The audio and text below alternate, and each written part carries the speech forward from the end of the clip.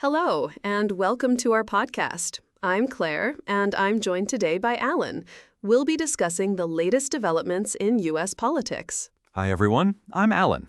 We'll be covering several key stories today, starting with a recent court ruling on a White House project. Let's begin with the news that a federal appeals court has blocked the Trump administration's $400 million White House ballroom project. The court ruled that the administration lacks the authority to reshape the historic building without congressional approval. That's right. The court's decision upheld a preliminary injunction against the project, effectively putting it on hold until the administration can secure congressional authorization. What are the implications of this ruling for the administration? The ruling tests the presidential authority of Donald Trump, as it limits his ability to unilaterally make significant changes to White House facilities. The administration now has 14 days to seek congressional approval or appeal the decision further. So the court is essentially saying that the president can't just decide to spend $400 million on a ballroom without congressional backing? That's a significant check on executive power. Exactly. The court's decision emphasizes the need for congressional authorization for major projects, reinforcing the separation of powers. The administration will likely face challenges in getting this approval, given the political divisions in Congress. Let's move on to another story. We've heard that Republican Senator Bill Cassidy has announced his support for Todd Blanche's nomination as Attorney General. How does this development impact Blanche's confirmation prospects? With Cassidy's backing, Blanche's confirmation appears more likely, as it helps to secure the necessary Republican votes. However, we also heard that Republican Senator Lisa Murkowski has expressed opposition to Blanche's nomination. That's right. Murkowski cited concerns about a proposed fund to compensate individuals related to the January 6 riots, despite Blanche's pledge to terminate it. This opposition creates a bit of a challenge for Blanche's confirmation. The dynamic between these senators highlights the complexities of the confirmation process.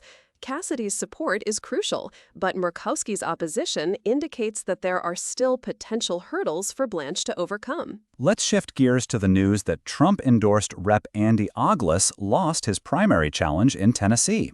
What are the implications of this loss for Trump-backed candidates? Ogles' loss to Charlie Hatcher in the Republican primary suggests that even with Trump's endorsement, candidates can face significant challenges.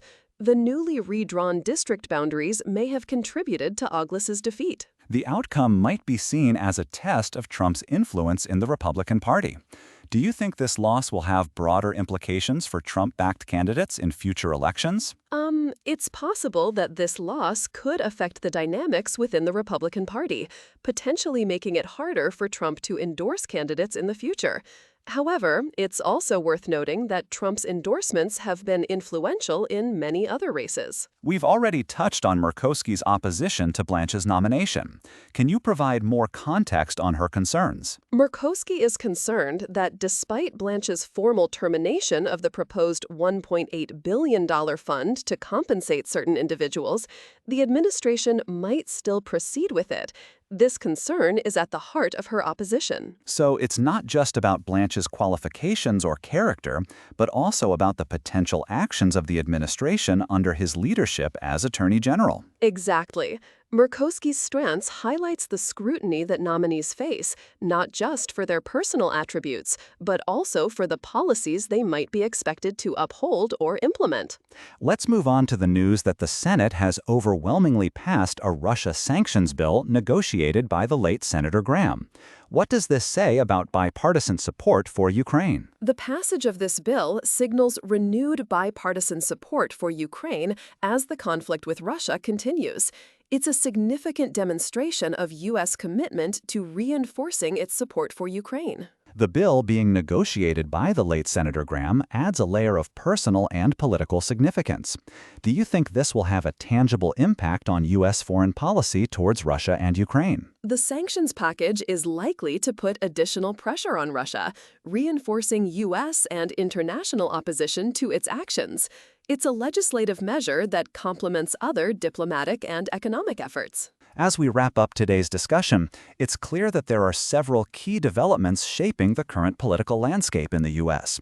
From court rulings on executive power to Senate actions on foreign policy, there's a lot to keep track of. That's all for today. Thank you for joining us, and we'll see you next time. Goodbye, and thanks for listening.